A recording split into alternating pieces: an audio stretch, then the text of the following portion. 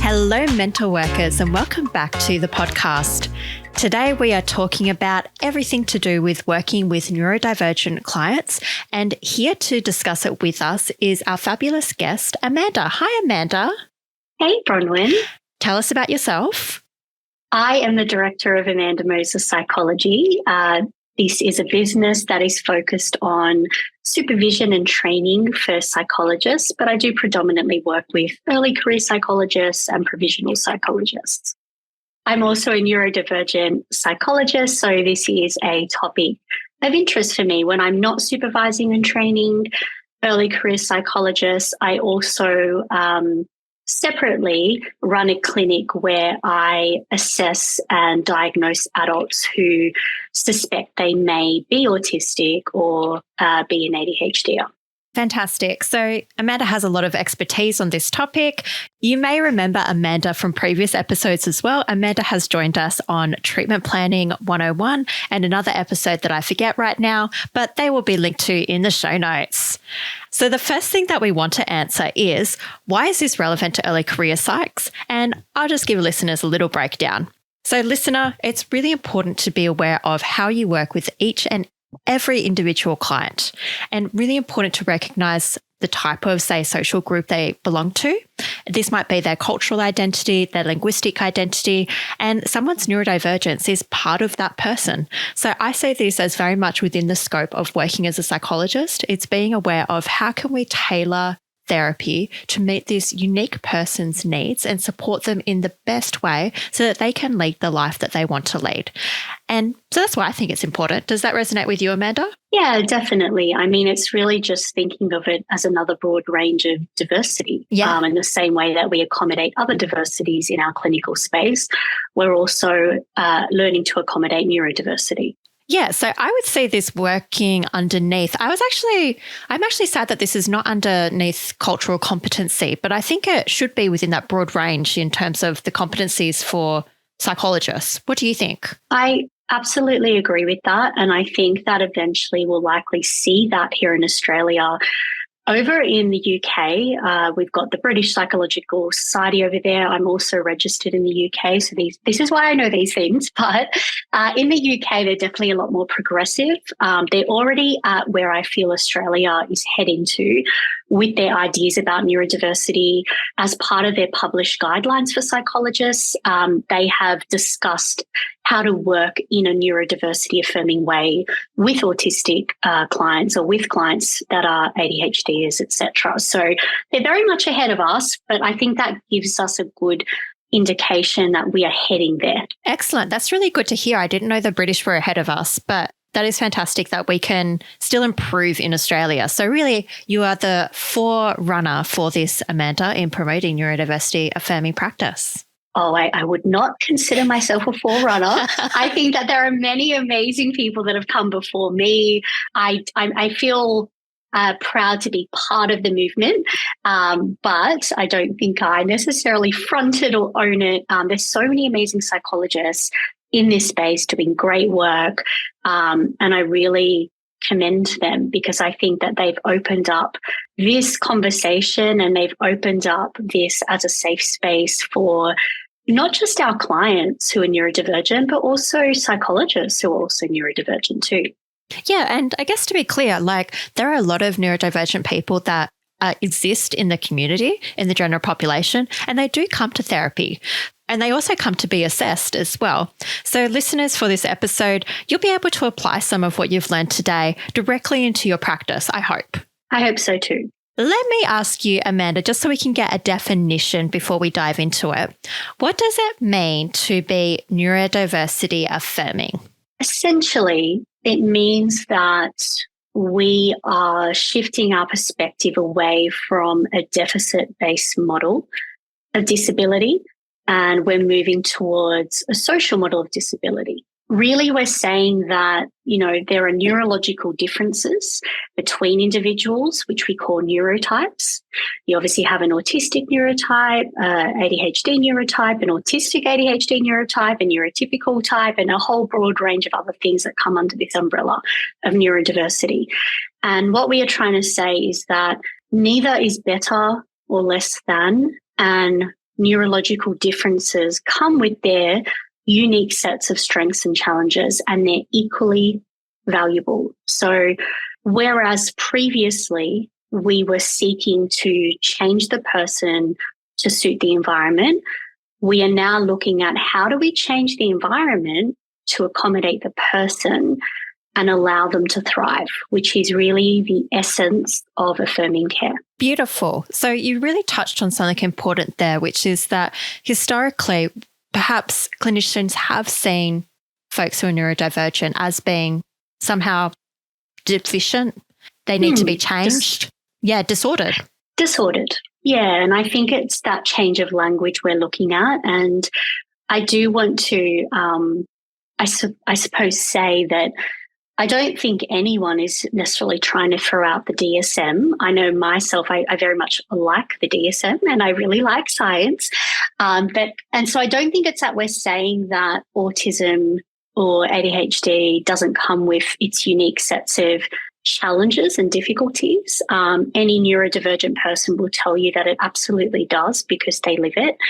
But we are trying to shift away from calling it a disorder and really look at it and identify it as a disability, one which is lifelong, one which you're born with, one which is a natural variance of the human brain that can cause some challenges, but equally it comes with some strengths. But we are no longer valuing this perspective of saying it is a disorder, a psychological disorder, because it is not something that can necessarily be treated. It's not going to go away.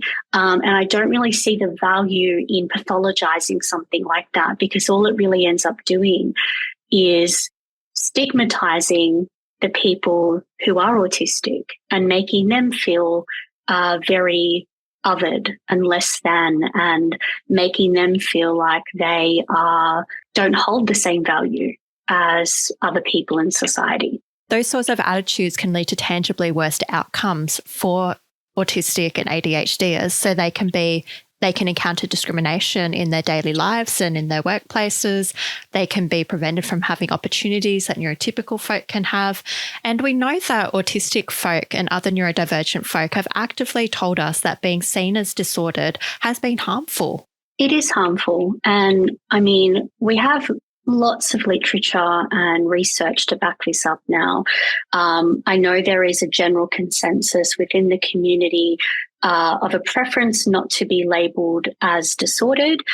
Simply saying that person is autistic or I am autistic is just fine. And the reason that we say this is because it's not something that you can pick up and put down. It's not an accessory.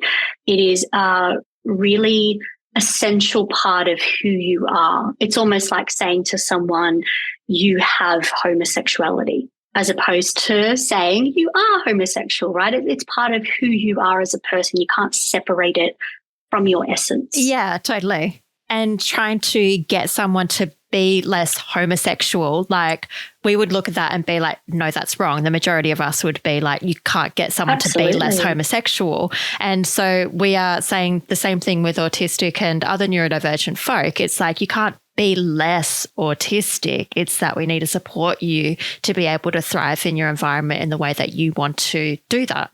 Yeah, I agree. And like, if you think about it from this perspective, homosexuality was in the DSM only in the 80s. Yeah. It was only removed in the 80s, yeah, I believe I think so, yeah. So it wasn't that long ago that was viewed as a mental disorder, which is so horribly wrong. I need to make sure I'm very clear on my stance that I'm gender and homosexual affirming. Yeah. I really want to make sure I'm clear on that as I'm talking about this. But we know that is incredibly, it's quite distressing even to think about the fact that was in the DSM.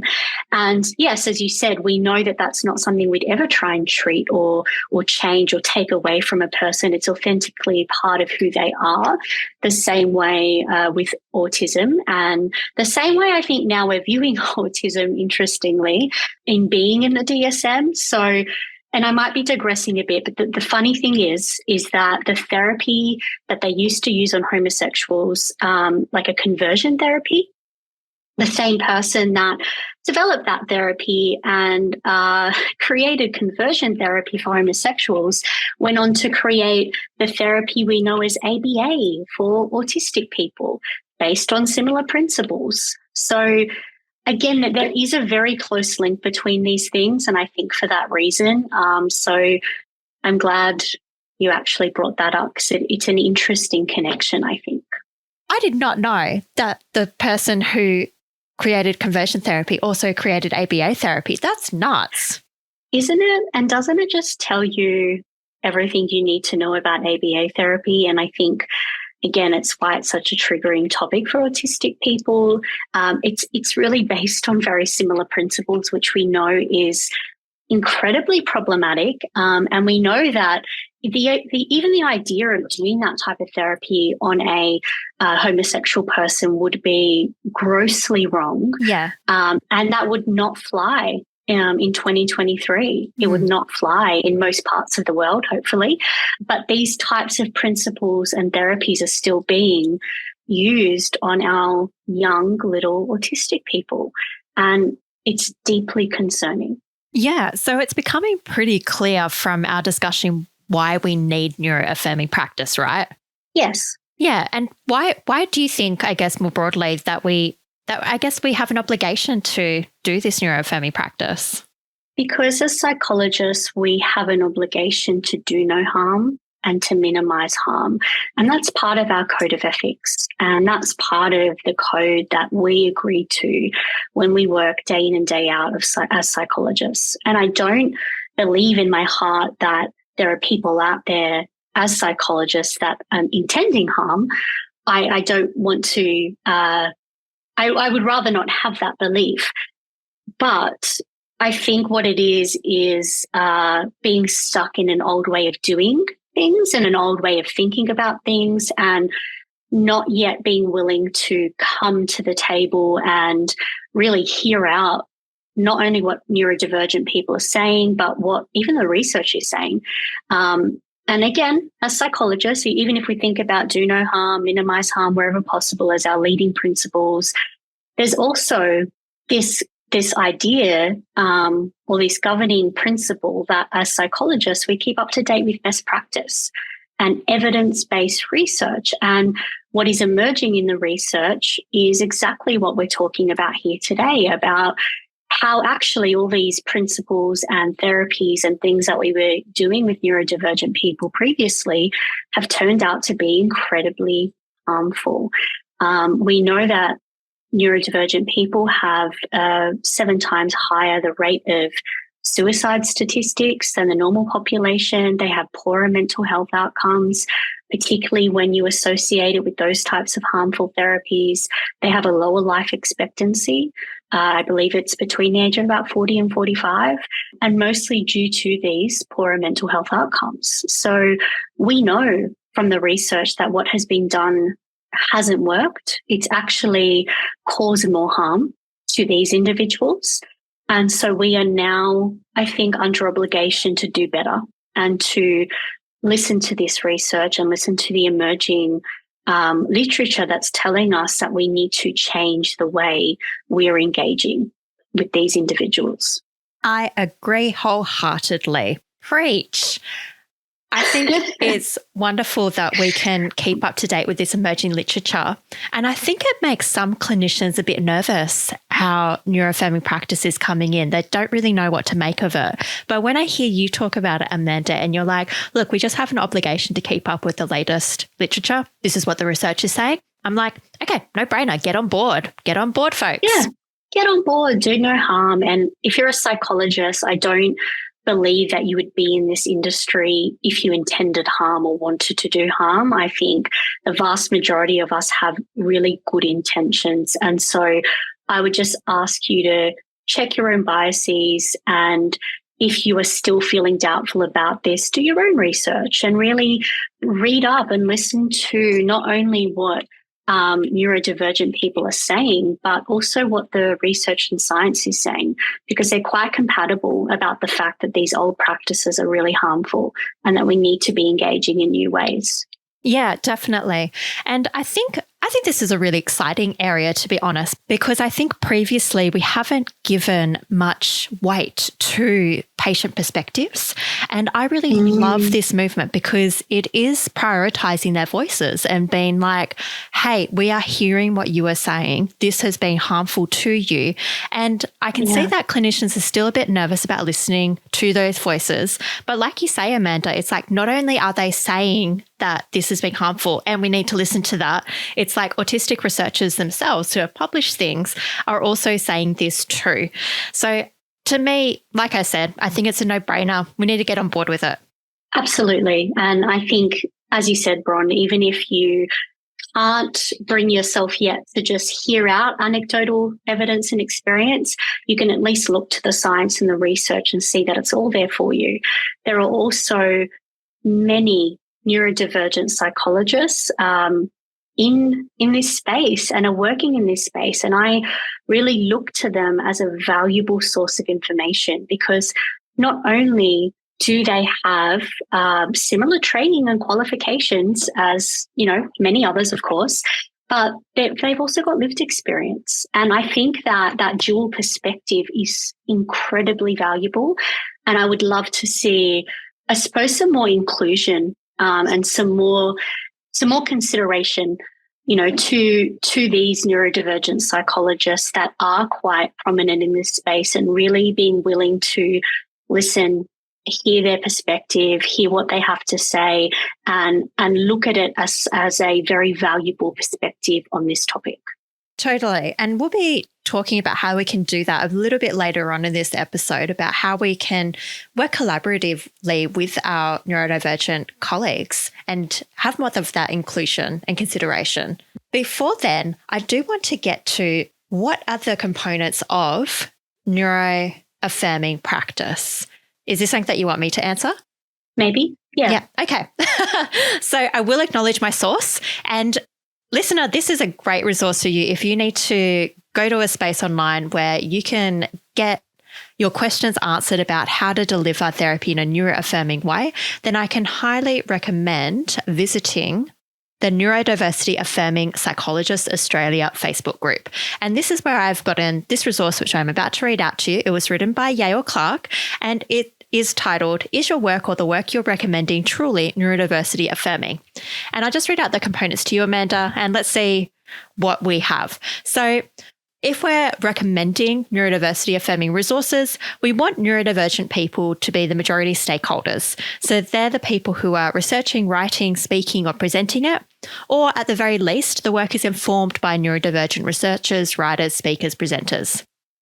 Neurotypical input, so that's folks who are not neurodivergent, is from the position of an ally and does not speak over lived experience. Neurodivergent resources aim to understand the needs of neurodivergent people from their perspective. They aim to adapt the environment to meet neurodivergent expressed needs rather than trying to change the neurodiverse person to meet their environment. So that comes back to the social model of disability that Amanda mentioned earlier. They aim to understand and respect neurodivergent communication styles. They aim to develop therapies that support neurodivergent people instead of trying to, quote, make them more normal.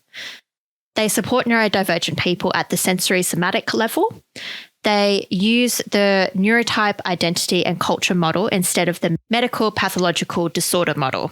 They are strengths-based, not deficits-focused. So pretty much the more you have of these, the more that the thing you are recommending is neurodiversity affirming. So Amanda, we've heard what the components are if you're recommending neurodivergent resources or what you think is neurodiversity affirming resources. And I'm wondering then, how do we do therapy? I guess the question is what is neurodiversity affirming therapy? So I get that from this, we don't want to change the neurodiverse person to meet their environment. We want to see how we can shape the environment to meet their needs. I understand that we need to consider their sensory needs as well.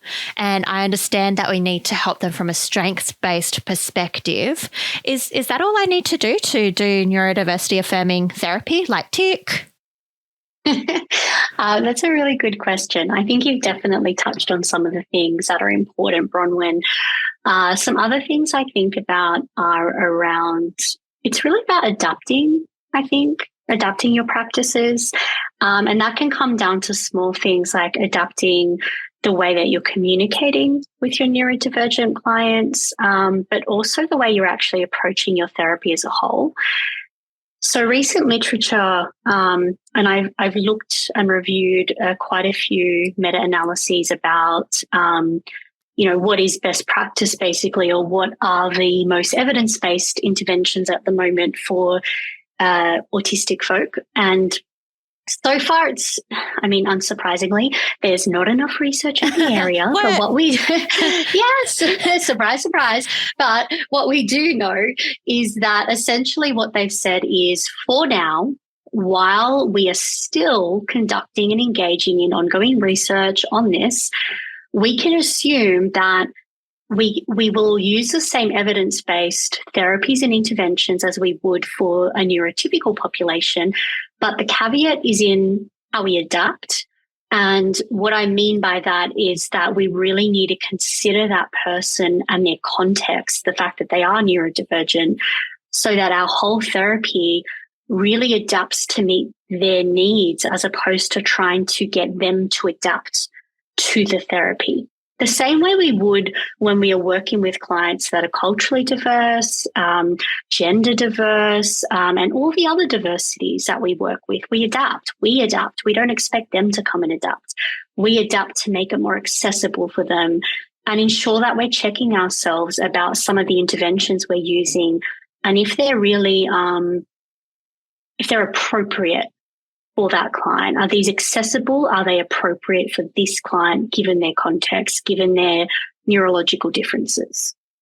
So can you give me an example with, say, cognitive behavioural therapy? So my understanding is that cognitive behavioural therapy developed by white cisgendered men and applied to white cisgendered women who we may or may not have been neurodivergent, but as far as we know, we don't know. So when I think about, say, the CBT technique of thought evaluation and replacement of thoughts with more balanced perspectives, how does that work with neurodivergent folk in general? So I'm a big fan of CBT, and I can already feel the kind of the roar of all the neurodivergent folk listening to this because I know many talk about not liking CBT, but if you really know CBT as intimately as I feel I do, I think that you'll find that in its essence, it's actually very neurodivergent friendly. I mean, it's structured. It follows a very logical approach. There's a nice step-by-step fashion to it. There are so many things to love about CBT. And I always feel like when people have a gripe with it, it's because they haven't experienced it in the way it was intended to really be practiced. That's my thoughts. And a part of me thinks, who knows, Beck himself could have even been neurodivergent. Just with the whole layout of his therapy, I'm like, come on, the structure, the logic, there's got to be something there. Yeah. But I would say to you, like with cognitive stuff, for example, if I'm working with a neurodivergent person, the types of things I'm considering are really around the thought itself. Like, is this thought appropriate given their context, right? Like, for example, for a neurotypical person entering a social situation, or I don't know, even just let's say going down to the shopping centre. Let's say they had a lot of anxiety about going to the shopping centre. And we might automatically think that that person has potentially a agoraphobia, a social anxiety disorder, a whole range of other things. And we'd be trying to work out adapting or helping them to address and change the thoughts they're having to be more adaptive around going to the shopping centre. Whereas an autistic folk, let's say they've come in and they're talking to you about, extreme anxiety and avoidance around going to a shopping centre. My automatic thoughts are going to be not that this person potentially has agoraphobia where they might, or a social anxiety disorder. The first thing I'm thinking of is what is going on in that environment and what do I need to address there first? That's my first step. So are they anxious and avoidant about going to that shopping center because of the sounds, the smells, the light, the space, the elements of their sensory environment? And how can I first accommodate that and then kind of see where we're at with that before I might look at their thoughts and helping them evaluate and modify it, right? Because it's not, I suppose what I'm trying to say is there are going to be many circumstances for a neurodivergent person where their thoughts are completely reflective of reality, where they may not be for a neurotypical person. And so you need to think about that. Like, are these thoughts appropriate and reflective of reality given the context that this person lives in? And if so, I'm not trying to challenge that thought, and I'm not going to try and change that thought. I'm going to be thinking about the environment and how do I possibly change the environment or help them learn how to accommodate themselves so they can participate. And so it's like a different perspective. But I could and would still use other CBT type techniques, and I could and would still use cognitive strategies with a neurodivergent person where it's appropriate. It just may not always be appropriate. I hope that makes sense. It does make sense. And so I guess like with a neurotypical person who's experiencing this fear of shopping centres, you might hypothesize that it's because of the way they are viewing the situation that is leading to anxiety and fear, and then they respond to that anxiety and fear with avoidance. But for a neurodivergent person who has the same fear of the shopping centre, you might hypothesize that it's the environment that is leading to a sensory overload, and then that's leading to the anxiety, and they respond to that with avoidance. So then the intervention is to help modify the environment or help them, I guess, be at ease with the environment, say through wearing sunglasses or noise cancelling headphones, if that's what they value and they really do want to go to the shopping centre. And then we would expect the anxiety and fear to reduce, and then they would avoid the shopping centre less. So is that what you're getting at? Yeah. And I absolutely, you've kind of really summarized that so nicely. I'm trying to think of a circumstance that I can also highlight where a cognitive strategy would be appropriate. Yeah. And I think I'm really thinking of circumstances or situations where their thoughts are not really reflective of reality. And they are going to have times like that, like everyone else, right? Like the thoughts may just be quite catastrophic in nature, not necessarily reflective of their reality, even in the context of their disability. And that could be something regarding... I was thinking like, oh, everybody's staring at me as I go into the shopping centre. Exactly. Yeah. And look, that could be true if they were openly stimming and really loud and all the things. But chances are, and we could probably even look at that and say, well, even if they were staring at you, like, what does that mean? Yeah. And it could be the idea that someone's staring at me and having negative thoughts about me. They could be, but and we might even be looking at that and looking at reviewing the impact of them holding those thoughts to be true, and the impact of those types of thoughts and that type of mind reading that you're doing, and how that's impacting how you feel in the moment, and whether or not really we can ever know for sure what anyone around us is thinking, and if there's any value in even going down that train of thinking. Yeah, totally. Yeah, it's like when we invest a lot of time and energy in looking at that thought, then that might take us away from the experience of enjoying the shopping centre. I mean, that's kind of an ACT-based perspective, but it ties into CBT as well, I feel. Yeah, I mean, look, ACT comes under the CBT umbrella. Yeah.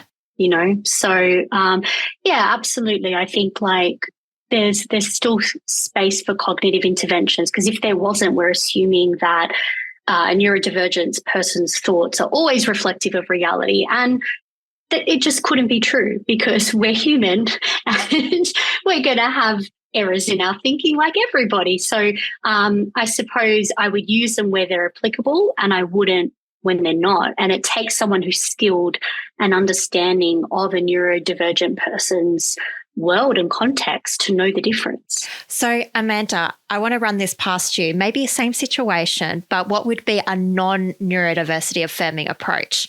Here's my idea, and tell me what you think.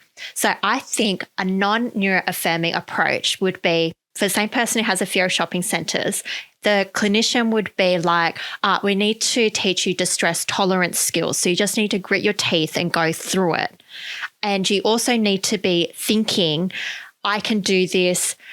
This anxiety can't hurt me. I'm going to go into the shopping centre. So you're telling them what to think and that their way of thinking is wrong and they need to think your way of thinking. And then you're telling them that they need to essentially stop being so overreactive to the situation. Is that a good example of non-neuroaffirming practice? Yeah, I think that's a really good example. I think that we would seek to accommodate first and provide those accommodations and really validate that this is their experience. And of course, it's distressing. Accommodate that. And I think whatever's residual following accommodations, we could probably work through in therapy. Yeah, that makes sense to me. Okay, I really like that. So I guess for listeners who are trying to get on board with this, they really want to do the neuroaffirming practice. They want to make sure that they're supporting their neurodivergent clients as best they can. How do they know that they're doing it right? I think to do this right, you need to be quite self-reflective. You really need to be constantly evaluating yourself and thinking about what are the biases, ideologies, limiting beliefs that you're bringing into your work when you're working with neurodivergent people. What type of language do you use? And I think also something that I'm kind of seeing as a bit of a trend is psychologists and other therapists and other allied health professionals, I don't want to just say just psychologists, dismissing the idea that somebody could be neurodivergent based on them presenting in a way that seems to them as quite capable and functional. And so holding these really outdated views means that clients are coming to them potentially wanting to explore their neurotype or discussing that they feel they could be neurodivergent, and they're getting gaslighted by their allied health professionals. They're getting turned away, they're getting dismissed, they're getting faced with sometimes really hurtful comments about how, well, there's no way you could be because, and they might rattle off a list of things like, I don't know, you've got a university degree, or, you know, you have a partner, like that somehow makes you not neurodivergent, or you have friends, because apparently neurodivergent people don't know how to socialize. Oh, so, lonely loners. Exactly. And so, like, I think, again, it's these outdated views that are really harmful because it's the gatekeeping I'm seeing a lot of that really gets me and that triggers me. It's the gatekeeping and the not wanting to, and the not wanting to explore people's potential neurodivergence, and not even the willingness to be like, you know what, I don't know enough about this, I'll refer it on. It's just the plain out, no, they couldn't be. No. Why does it bother people so much? I really don't know.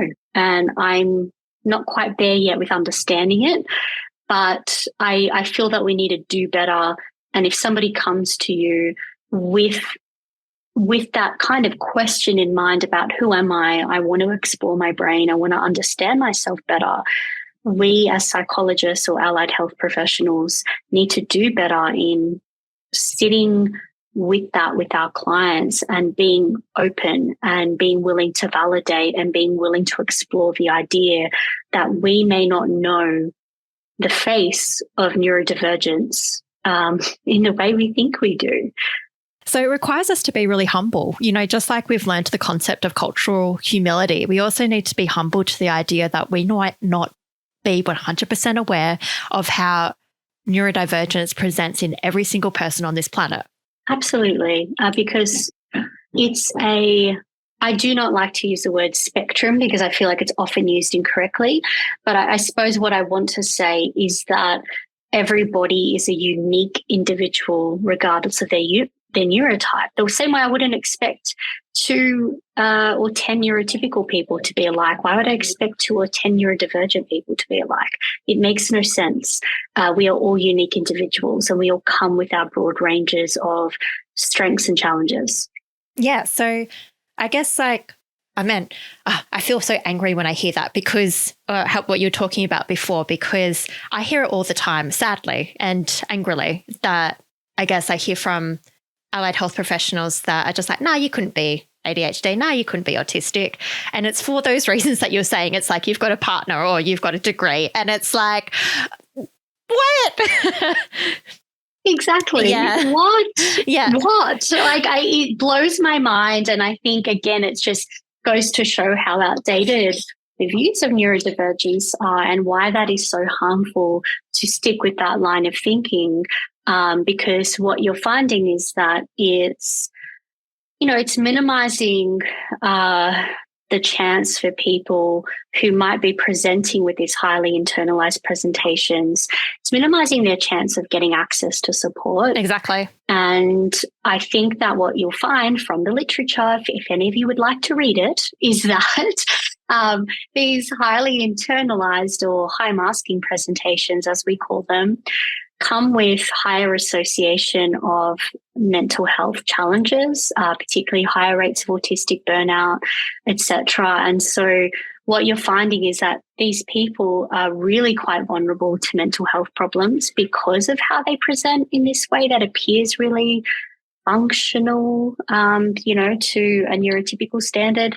But it's because they've learned how to internalize it, and that causes really problematic mental health problems. Yeah.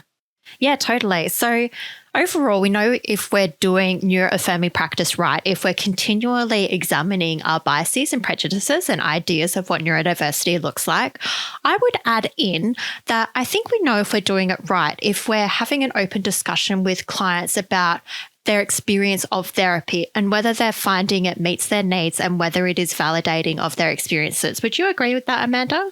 Yeah, I love that idea. Absolutely. I think that's a great suggestion. Yeah. Because I just noticed, I was just reflecting on my experience. I work with a lot of neurodivergent clients, being a neurodivergent psychologist myself. I haven't actively sought them out, but somehow they've come to me and they've stuck with me. I just find it really easy to work with neurodivergent clients. Yeah, and that's one thing that I do, and I think they really like it because neurodivergent folks tend to like open discussions, authenticity, discussing how this is going in quite a structured way. And so I'll be like, is everything going okay with how we're progressing in therapy? And they'll give me their honest answers, and I'll be like, great, A, B, C, D. Okay, we'll improve on that. We'll keep on going with this, and we'll stop this. We'll change this, and then they feel good. I feel good, and we're doing therapy good. I love that. And I also love how you've been like a magnet to all these neurodivergent people. I hear it from a lot of neurodivergent therapists. I think it's, I don't know what it is. And maybe it kind of comes back to the double empathy problem, perhaps. Yeah. How we know of this idea that, you put two neurodivergent people together, no problems with socializing or communicating. You put two neurotypical people together, same thing, but then you mix the neurotypes and it's chaos. Yeah, totally. No one understands each other. No one knows the rules. No one knows what's going on. And so I think that naturally and instinctively, without realizing it, you just have neurodivergent people drawn to each other. Yeah, it just happened. And literally it's like that. It's like neurodivergent clients will have seen psychologists in the past and they will have been branded as too difficult, too resistant. They will have found that the psychologists don't understand them and they're not meeting their needs. And then it's not like I think I'm an amazing psychologist, but I literally think it's because they come to me and I'm like, okay, I get your neurotype. I don't get you exactly. I still have to learn things, but I'm willing to have that openness and examine who they are and I guess just understand them in that way. I love that, Bronwyn. Thank you. Okay, so one thing I want to move to, Amanda, if it's okay, we've talked about how we can be neurodiversity affirming to our clients. I would like to talk about how we can extend that neuroaffirming stance to our colleagues. So how can other psychologists be affirming with their neurodivergent colleagues? I'm interested in your perspective. That's a really good question. And I think it's an important one because I think up until recently, psychologists were probably unaware that neurodivergent people amongst you. They're right here with you inside your profession. I think that it's a really important consideration. And what I'm loving is seeing more psychologists be out and open about their neurodivergence where they feel safe to do so, because understandably it doesn't feel safe for everybody. I was recently at a conference in Wellington a few months ago. There was a APS conference on neurodiversity and trauma. And many of the presenters there were neurodivergent themselves, talking about neurodiversity, which was so refreshing, if I'm honest. So I think what I would say is a few things. I think that affirming care extends also to your colleagues. It's about recognizing that we're here amongst you, and when you use offensive language or slurs, or when you talk about even your clients, like say in a group supervision context or a training context, and you're talking about neurodivergent people in a way that is potentially belittling, demeaning, condescending, even if you don't mean it, your colleagues are hearing this, and it deeply impacts the way that we feel about ourselves and the way that we feel about ourselves in this profession. There are a lot of allies that are doing amazing work. Yeah. And there are a lot of neurotypical psychologists that are doing fantastic work in this space. So I do want to commend all of them too. But just in that kind of spirit of, in any context, valuing lived experience, I think we can extend that to our neurodivergent colleagues as well. Value their lived experience, don't talk over them, include them in the conversation, and actually preference their perspectives because they've got that unique voice. Yeah. And I don't know about everyone else, but as a neurodivergent person myself, it's like I've already felt othered in this profession. I've already felt like I don't belong and I don't fit in. And I've already experienced several instances of rejection by colleagues, I think related to my neurodiversity. And so like, I'm not sure if other people have had those experiences. I know for like neurodiverse folks, like it's pretty shared, it's pretty common. So yeah, just try not to do that anymore. Then we have to. We've already gone through it. I'd love to be included. Yeah, and particularly included about a topic that is deeply, it feels very deeply personal. Yeah. It's about you. When people talk about neurodiversity, I feel like they're talking about me. Yeah. And it feels so deeply personal. You can't pull yourself away from that. And you're right, you do want to feel included. And I know you're not the only person who's felt that way in this profession. I too have been a subject of bullying and really harsh criticism from people because of my neurodivergence in this space. And that is quite upsetting, and it's quite concerning, of course, as well. Amanda, I reckon we're coming up to the end. And is there anything that we've talked about how to deliver neuroaffirming practice to clients. We've talked about how to relate to each other and have a more collegial profession and be overall excellent. Is there anything that you want to leave listeners with? I think I would just say that as we know better, we do better. And so we all have an obligation to continue with our learning and developing competencies. This isn't a pseudoscience. This is real science when we talk about affirming care and affirming practice. And I would just say that, consider what we know about our responsibilities and duties to do no harm, to minimize harm. And I think that really in its essence, affirming practice is not about, again, throwing out science, the DSM, evidence-based practice. I am a huge fan of all of those things. I think what it is actually, it's kind of considering that perhaps we got it wrong, and perhaps we haven't approached things in the best way over the last few decades. And now that we know that there's been harm caused, we have an obligation to do better because we now know better and the research is telling us something different. So we have an obligation to follow that and to make sure we're minimizing harm wherever we can to our clients, to our colleagues, to general public, really, because we hold a very valuable position in society. We have a position of trust, and what you say and do does matter and does have quite big impacts. Beautifully said, Amanda. It has been a pleasure to have you on the episode, and I'm so grateful that we could learn from your experience, perspective, and knowledge. Thank you. Thanks, Bronwyn. It was so lovely to be back on. And if listeners want to learn more about you or get in touch with some of your amazing resources that you do have for early career psychologists, where can they find you? My website is www.amandamosespsychology.com.au. I've actually recently run a training on neurodiversity affirming therapy, which counts as professional development. That is live on my website and ready to be purchased and watched should you wish. I also am quite active on Facebook and LinkedIn, and I run a Facebook group specifically for early career psychologists. So you're welcome to reach out to me in any of those platforms. Fantastic. And listeners, we will have all those links in the show notes. Thanks again, Amanda. Thanks, listeners, for listening, and catch you next time. Bye.